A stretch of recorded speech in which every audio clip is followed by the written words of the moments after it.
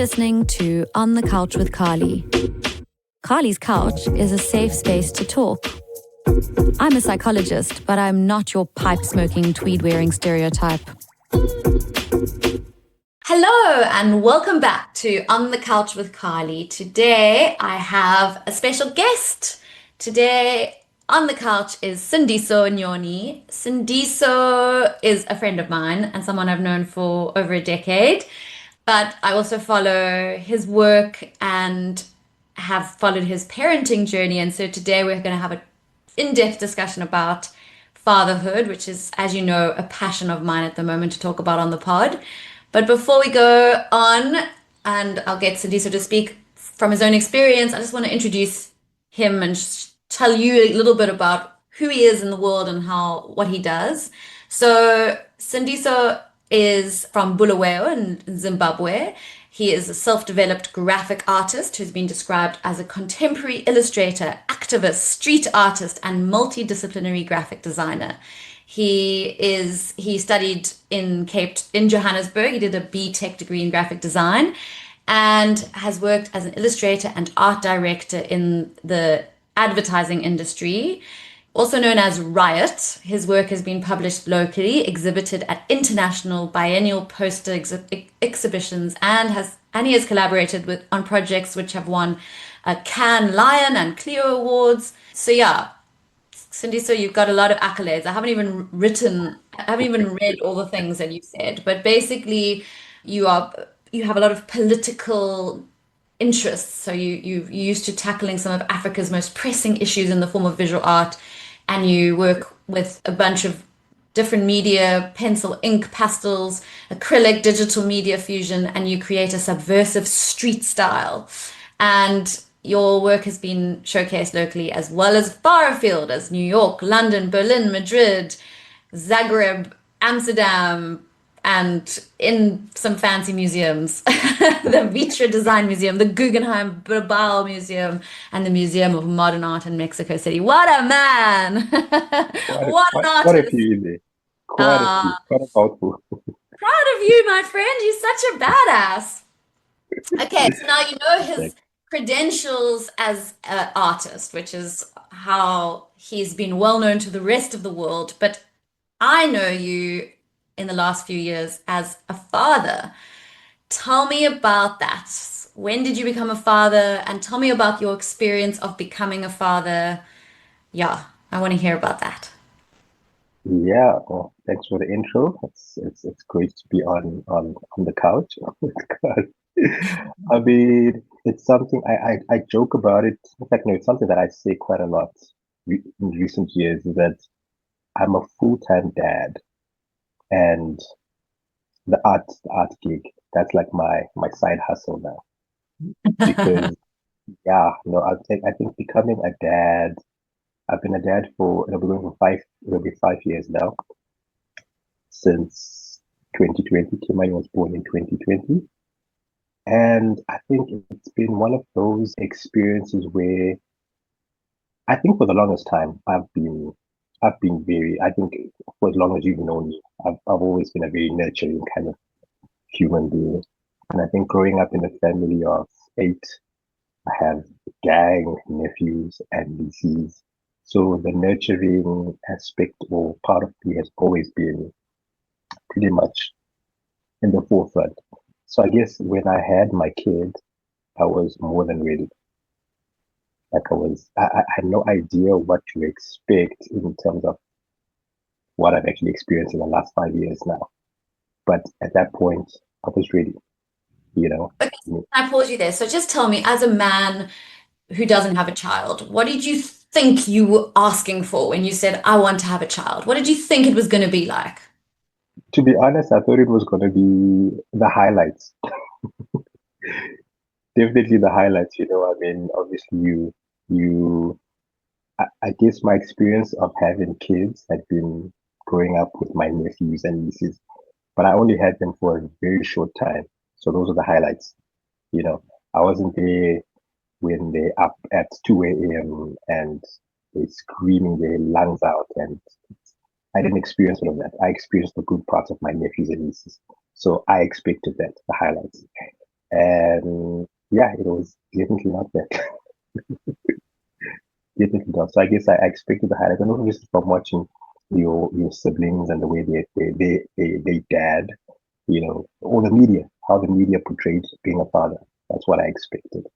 But in reality, it's definitely not that at all, which is not a Okay. bad thing. It's not a bad thing at all.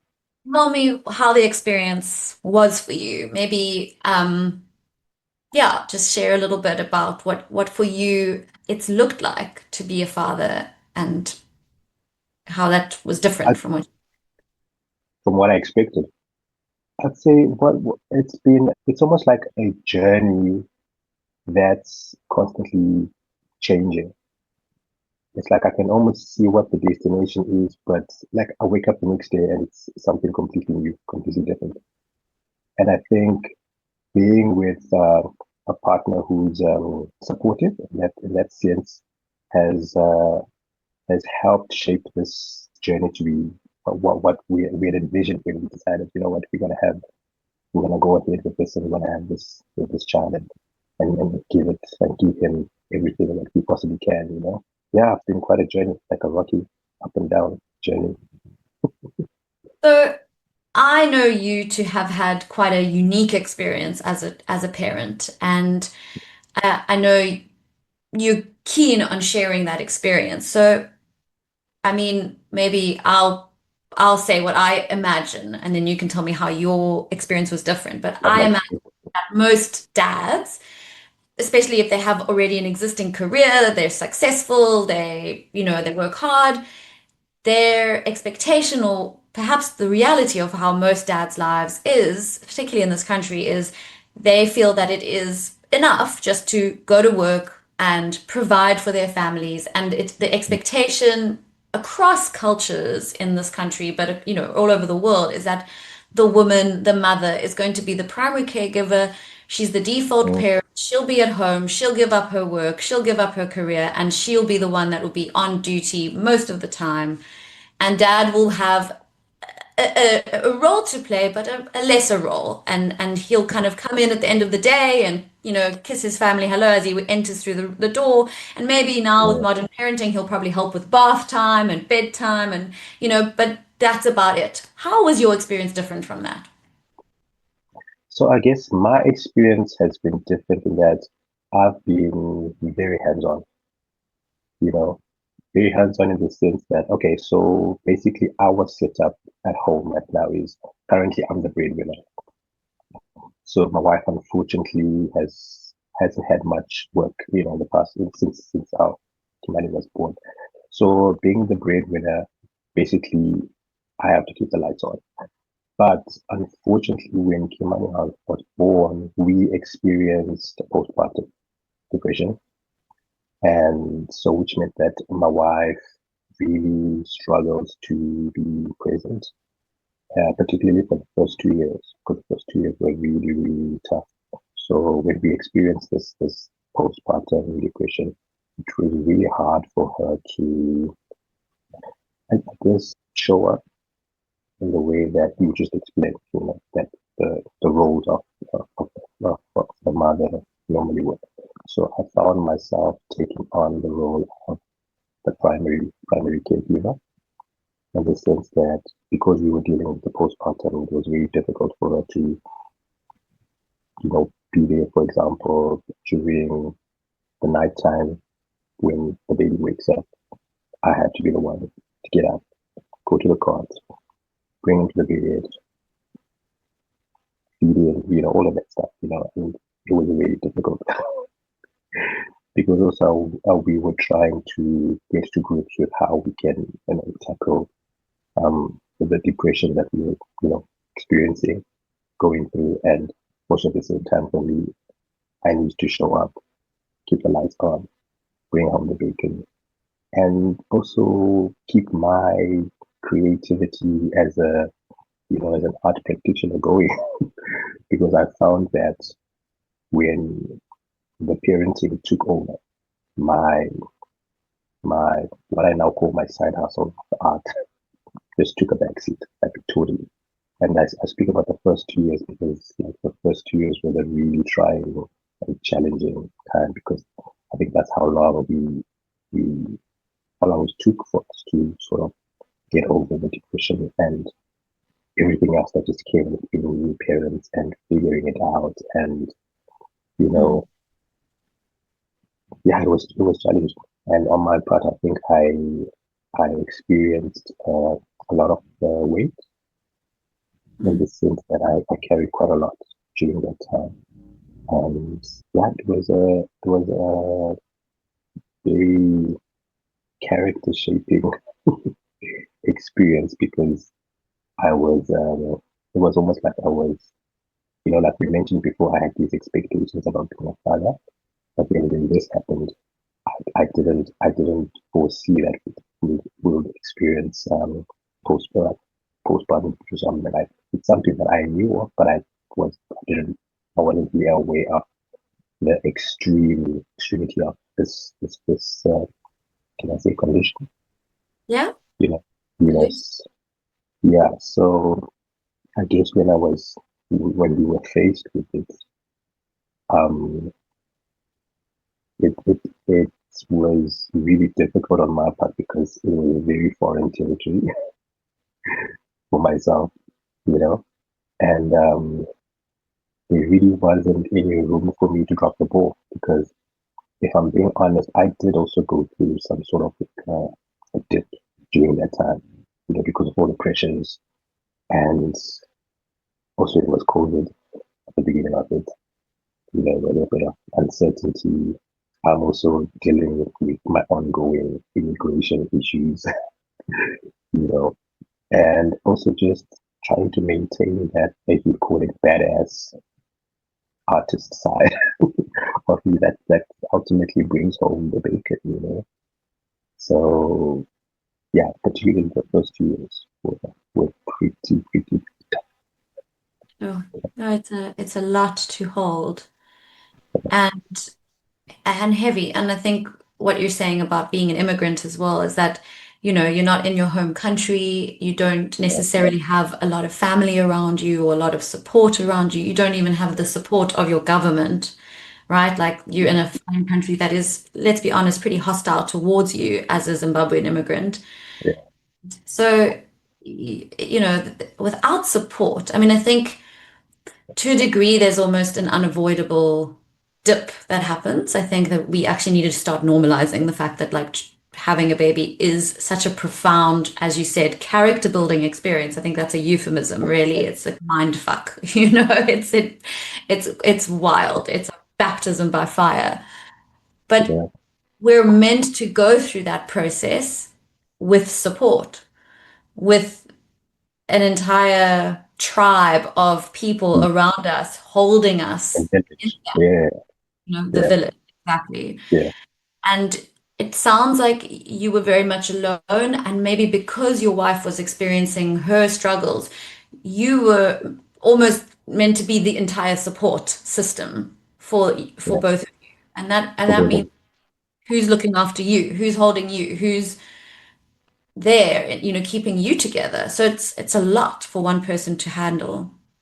yeah, yeah. No, it was a lot. So, but I mean, with us, so normally in our culture, in both Zulu culture and also my Ndebele culture, normally in the first 3 months, as soon as the child is born, normally you get support or help from the maternal side of the family.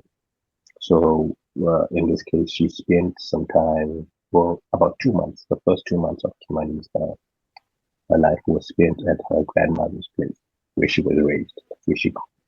So those first 2 months were, I can say, they helped a lot in the sense that we were getting to grips. Okay, this is we're getting help from the elders on how to go about and navigate this new you know this new thing of ours. And um, she was meant to spend 3 months, but after 2 months, she pretty much had, had got the hang of things, and she didn't feel she needed to spend another month there, and so she came back home after 2 months. But during those 2 months, so remember it was during right in the middle of COVID.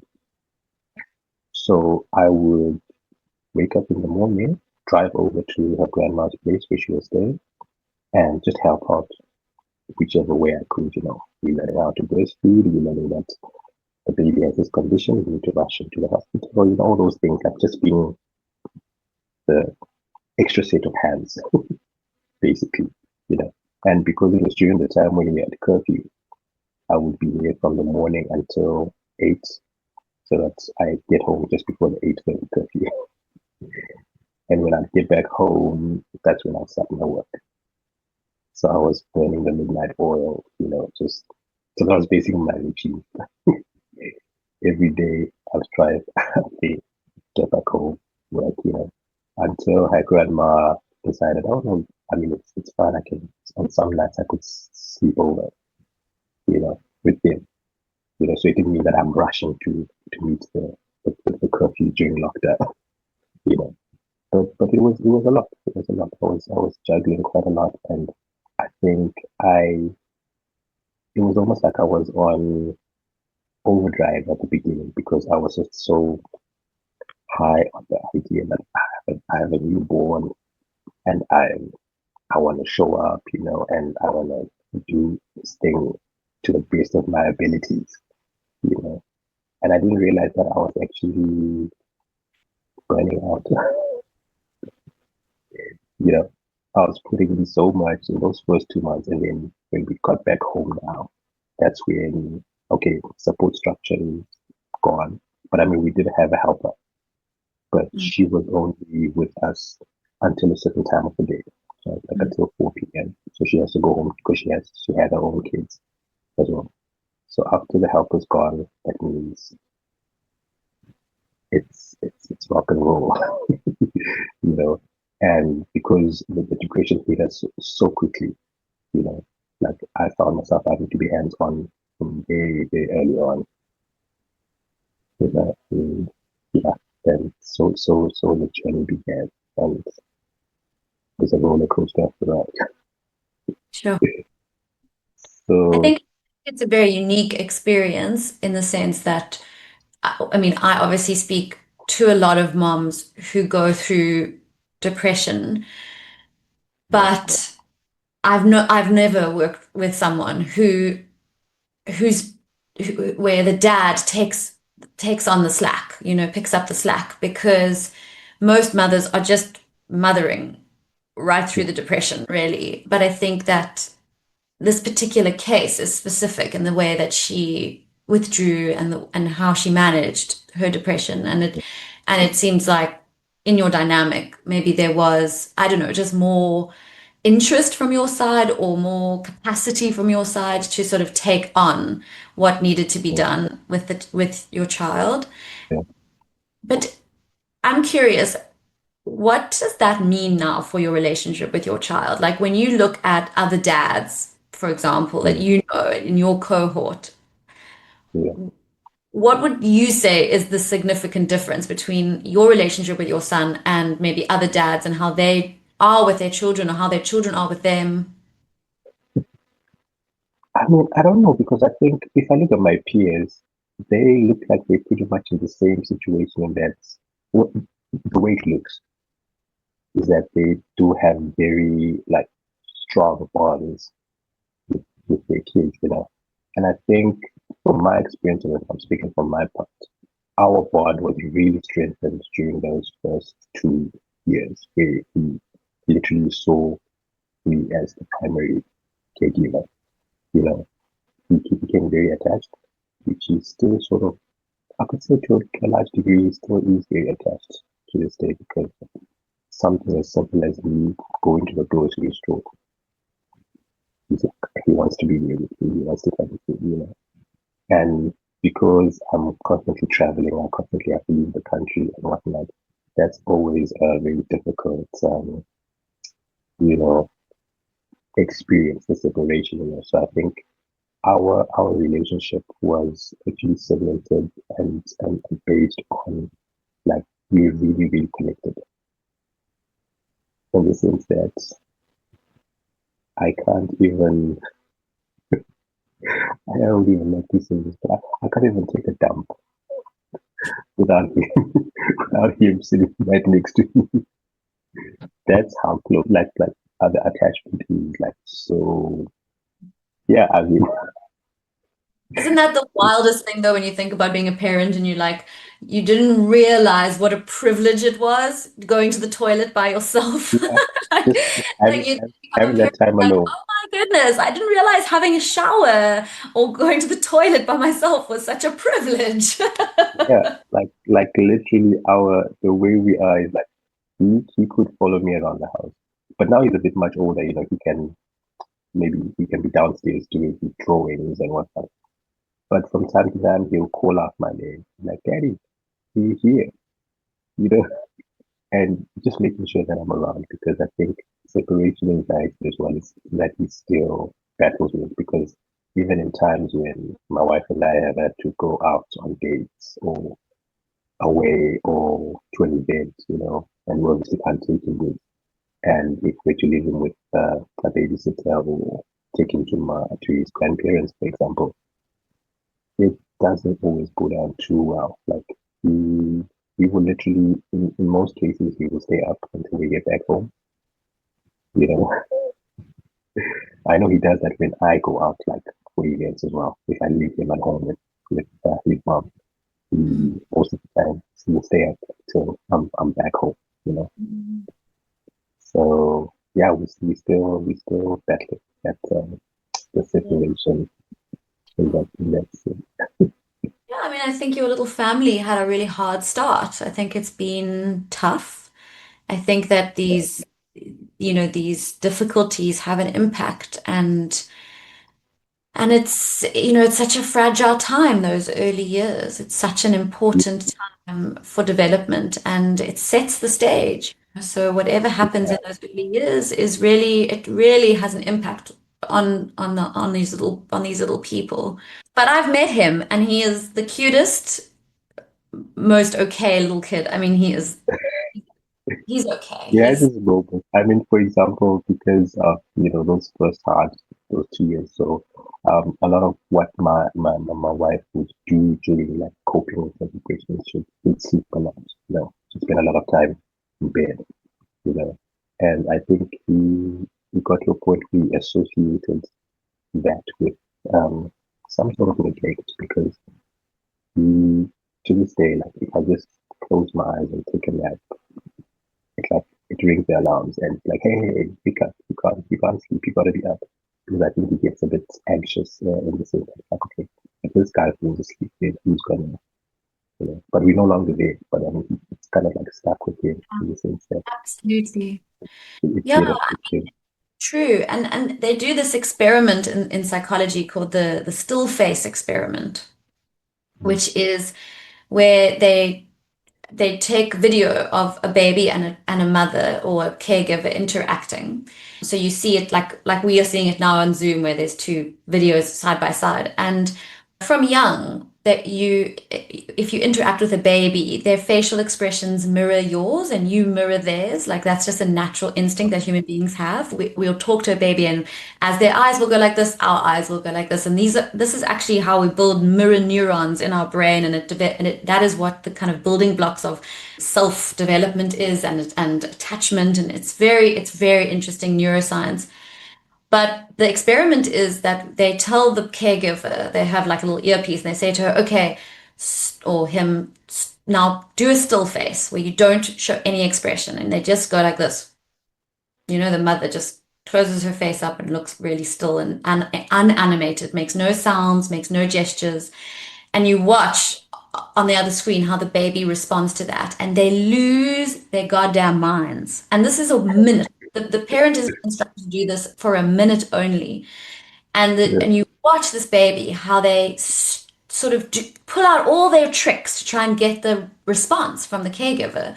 They'll first start like being cute and they'll like giggle and they'll smile and they'll move their face a lot, and then they'll start get distressed and they'll start like crying and being like, agitated. And basically, within a minute, they know when you have gone sort of absent interpersonally, right? In the space intersubjectively. And so to have a depressed mother is a huge interference to that attachment system because unfortunately, when we are depressed, we do not emote on our faces. And if you're actually sleeping or lying in bed, you are Yeah, ultimately absent from that intersubjective space with with your baby. And all babies really need is that sort of ability to come back to us. That's all they really need. And often, as they get mobile, they'll leave again. They'll go play, they'll do their own thing, but they always come back. And it's yeah, often minutes, and they just need to check in. So sometimes just be yeah. like, "Hey, look at this," and then you're like, "Yeah, I see it," and then they'll go back to Very playing with. true. And Very true. that's the cycle of attachment. And if that gets interrupted because that person is no longer available, the child really feels it. It's really True. impactful. So yeah, So I they mean, just associate it with, yeah. And it's interesting because just last night, when I was putting him to bed, so he does this thing where he stalls a lot. He really struggles with just going to bed generally because he's very active and very playful all the time. So I'm trying to put him to bed. We drew for a bit, because that's part of him stalling. And then we read for a bit. And then I looked at the time, I was like, hey bro, it's way past your bedtime now. We really have to sleep. And so he can feel he's tired himself as well. But then as he's facing me, he's like, I played this game of where I just closed my eyes so that he could just follow through. Then he's like, he woke me up quickly. No, don't close your eyes until I close my eyes. So I think the sight of just seeing me asleep and he's awake, I think it's kind of like it's almost sort of like distress for him. But yeah. that's something as simple as that, like trying to put him to sleep and he doesn't want me to fall asleep before him, type of thing. So Yeah.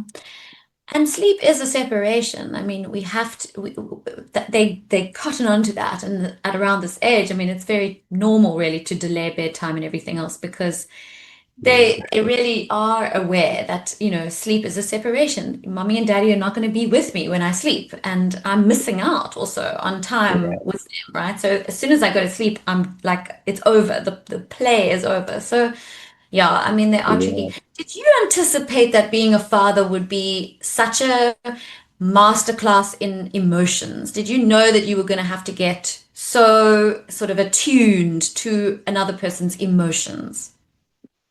No, look, that's the one thing I definitely did not see coming.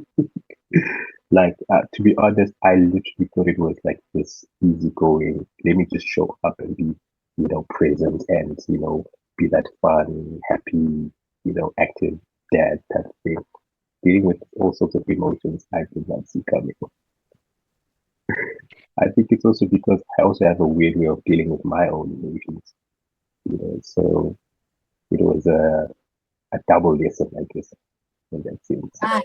That's exactly it. So tell me a bit about that. What did you learn? What is the lesson for you? Um, I think the biggest takeaway from this has been patience for Mm, me. Sort of working in the industry that I've worked in, you know, patience was not being a because everything needs to be done so quickly and you need to churn out on machine stuff. So I think being a dad now, I've actually learned that hey, some of these things take time and you got to just slow it mm. down a bit. And I think definitely patience is one of the things that I've mastered. Mm. Yeah. Wow. Yeah, I mean, I agree with you. I think patience is key. I'm still learning that. No, I've But mastered like interestingly, your art, I mean, I have to believe that anyone who's creating art is in touch with the human experience, right? I mean, that's the way it works. You yeah, mine from this wealth of experience and feelings that you're connecting to in terms of like your experiences of world events or your own yeah. experience.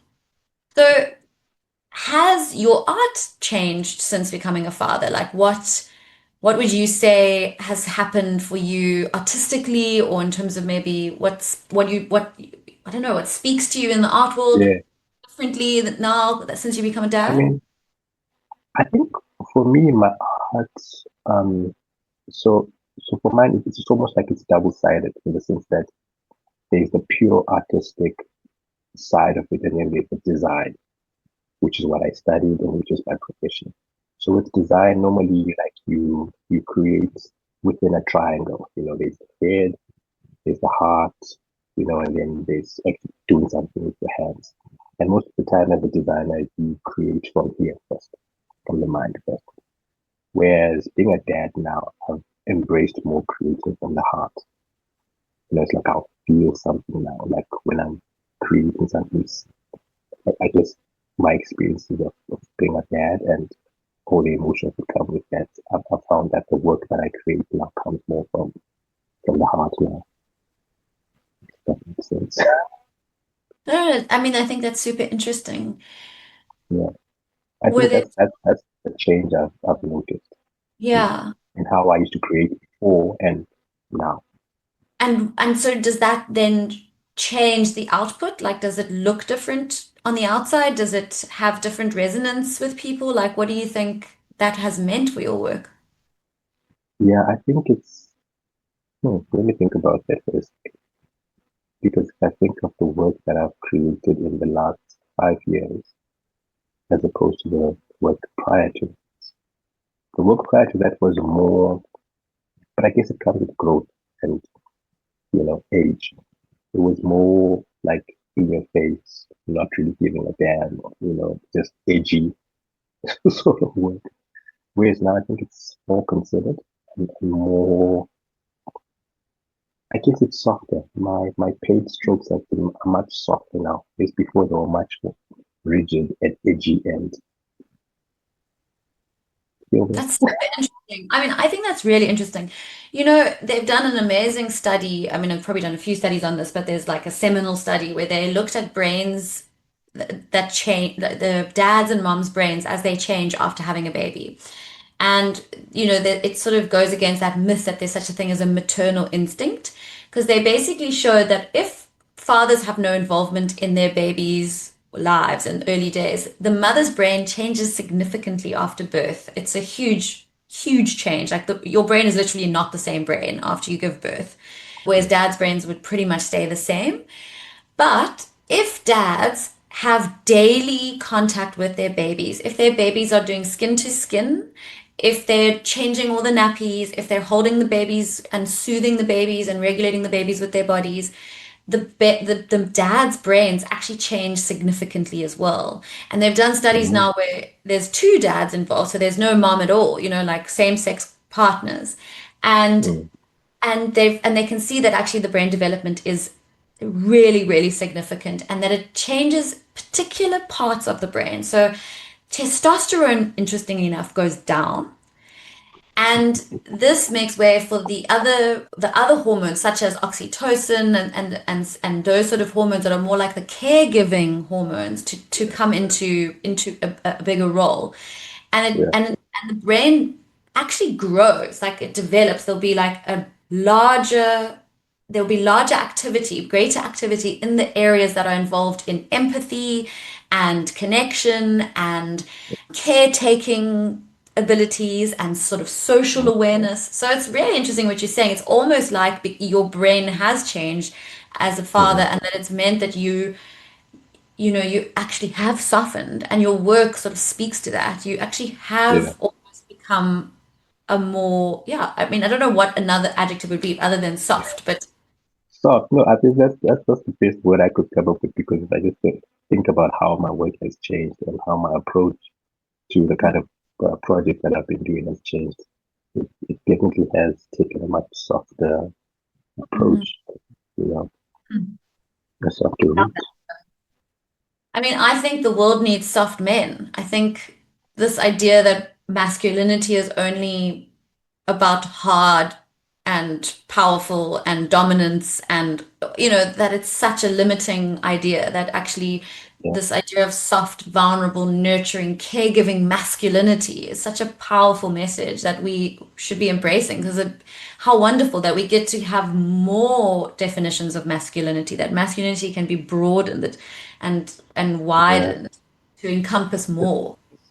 Especially coming from where we're from, like on the continent, yeah, it's like it's still a very foreign, I mean, for example, I don't know if I mentioned to you, we were traveling to Kenya, the one time, and I went into the bathrooms to change to manage diapers and stuff.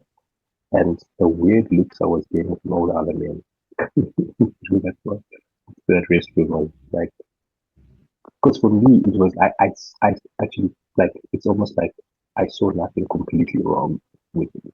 Like I didn't even think that okay, I'm in a place where probably this is still very, but where in my household it's like pretty normal. Like it's like, oh, kids need to be changed. Okay, let's do it. You know? Yeah. So yeah, Yeah, I think that that is true. I think things are different from what they've been, and that it's not easy to necessarily change, and that there's still enough people that look at you weird if you're a hands-on dad or you're taking a caregiving role or you're soft really as a yeah, man. And yeah, that's hard, but that interests me because you also have this kind of political background where you have been using your art as an activist really in making political statements. And obviously we're talking about politics in terms of like the most sort of traditional form of politics, like, national governments and the role of apartheid and these sort of things that you've been thinking incredible. about. But Yeah, I mean, politics could be so many different things. How do you feel like being a dad has maybe shifted your politics? Or if you were to do political art now, what are some of the issues that you really feel passionate about as a father, or, looking to being like, sending a message to the world? What do you think needs to be said out there? What do you think the messages need to be? I think well for like the first thing that would come to my mind is obviously children's rights. You know, I would find myself more inclined to, addressing those issues and with the ongoing stuff that's happening all over the world, and in the Middle East and whatnot out there,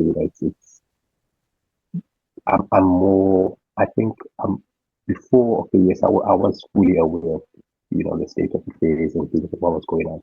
But I think I'm more drawn to what's happening to the children now, more than anything, because I have that firsthand, you know, um, experience of what if it was my son going through this? What if this, so I'm more inclined to speak up more for children now, and that's Yeah. basically because of the pleasure of being a dad now and understanding that bond and that attachment and that's yeah, And how being a dad vulnerable. exactly, it's almost like I can be watching, for example, I think I was watching this series called Made on Netflix. Like I felt myself almost close to tears in a couple of it because I could just relate so much, you know, and understand. I could understand her, her, her stress, her distress, and what she's going through. So Yeah. all of those things just get heightened, you know, Yeah, that responsibility you feel as a parent. as Yeah. a parent. Yeah.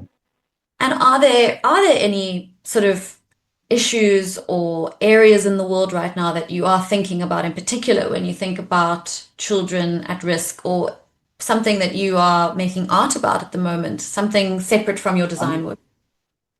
Yeah, funny you mentioned that because I'm actually meeting with a Palestinian street artist from what's today, Thursday, tomorrow. He's quite a celebrated photographer and student. So we're just gonna get together and I guess he's in the country, he just wants to meet like-minded artists or practitioners in the field of like, you know, visual art and the like. So I guess definitely there is something that we could tackle in, you know, Yeah. uh, based on the crisis in Gaza. And I mean, also after my trip to Croatia now, I've also been invited to take part in an exhibition which is called Tolerance. So it's creating artwork around the word tolerance and depicting. that in your vernacular language. So it's like an international exhibition where it asks hundreds of artists from all over the world. So I got the opportunity to be invited to take part in this just Wow. after this trip, this recent trip to Zagreb. So that too as well. I mean, Yeah. my That's my headspace is thinking in that direction as well. So how do I depict that? And does that then feed you? Because like I guess you've got your work that feeds the family, but does this other work that is more like the heart stuff, like the political, the activist, the is that stuff, does that also like feed you then as an artist? I think that's what keeps me sane.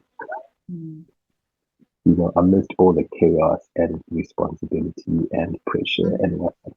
I think Mm, just being able to go back to that, mm, to create for that purpose, it definitely keeps me in a very at peace state, mm. because there's a lot going on there, Yeah. a lot. And I wouldn't say that I have vices, but I think my coping mechanism has always been, the arts. And Yeah. it's always a place that I since I was a kid, not knowing, what it is that how I'm actually navigating this life thing. But I always found myself going, turning to it. And whether it's in film, whether it's in music, whether it's just the arts, basically, it's always been like my, my peaceful spot. Mm, So actually getting these opportunities and getting to to work in spaces like this, like what I've just explained, is definitely something that's good for, because also, I mean, the stuff that keeps the lights on not fulfilling, if I'm being honest. It looks cool and glossy, all the cool brands to work with and whatnot.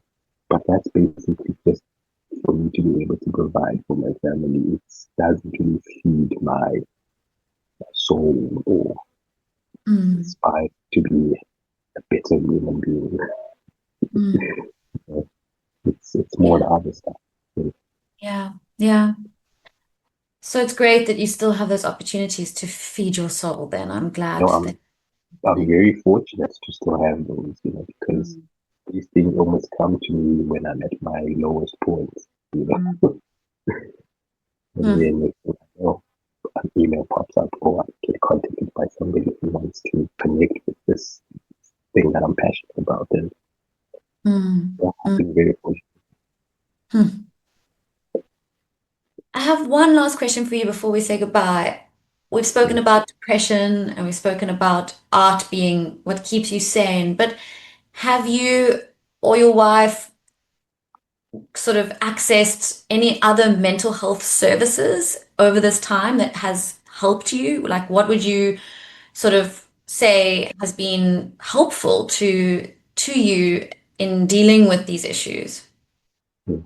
So I personally haven't, but she, at some point, I mean, it was a struggle at the beginning because we were trying to, you know, figure out how we're going to navigate all of this, but luckily, 2 years back, she, my wife admitted that she does need to seek help, and she, so she has been seeing a therapist who, who's helped, a lot with, unpacking a lot of things that I guess maybe we weren't aware of, and dealing with a lot of things. I think because it's almost like there's a lot that we need to overcome before we can get to a point where we can, start showing up better for not just the family, but for ourselves as well, you know. And but as she continues going for her therapy, we've been speaking about for quite some time, talking about going to marriage counseling, which is something we didn't do, and we should have done honestly, but we didn't do that because it is life was lifing and COVID and all those excuses. Yeah, but I also think just like, we're talking about how, your role as father is almost quite radical in the context of like an African setup. I do Yeah, think, the idea of mental health and seeking support for mental health is also not necessarily as common or as accepted. yeah, In South Africa, and we really struggle with that people don't trust the medical system, people don't trust which what is really a white Western modality, which is, yeah, therapy or psychiatry or whatever else. I mean, I think it's shifting, and thank goodness we've got, you know, a range of different kinds of practitioners, particularly in Joburg where you live. I'm sure there's a lot more black and there's quite also a mixed diverse here.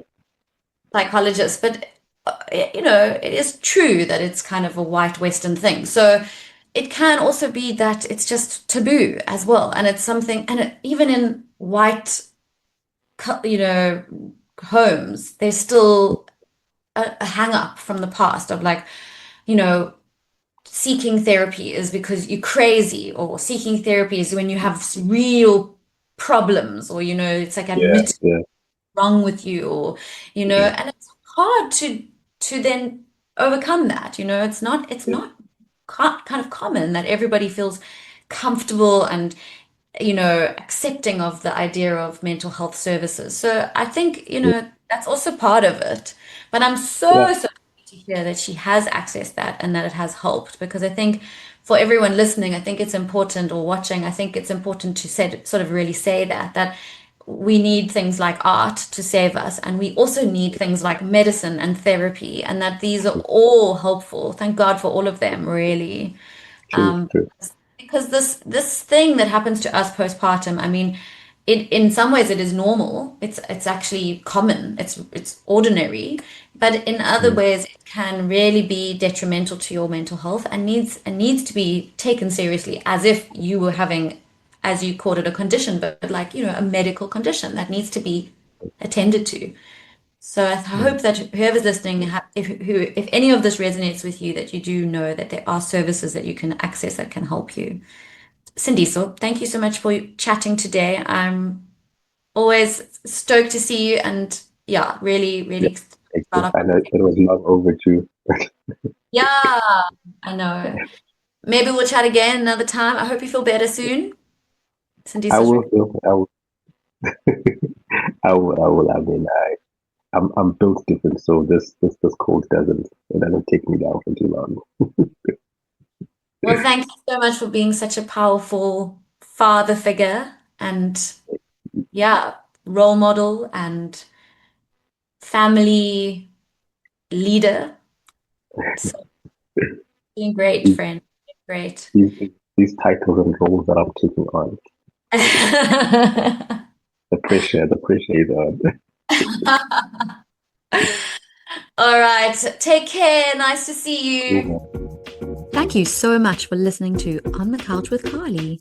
If something in this episode resonated with you or made you feel less alone, that means the world to me. You can find us on Apple Podcasts, Spotify, and now in video format on YouTube. For exclusive content and resources, visit our website at onthecouchwithcarly.com. If you enjoyed today's conversation, please consider leaving a rating or review. It really does help others discover our safe space for authentic conversation. Until next time, please take good care of yourself. I can't wait to be back on the couch with you again.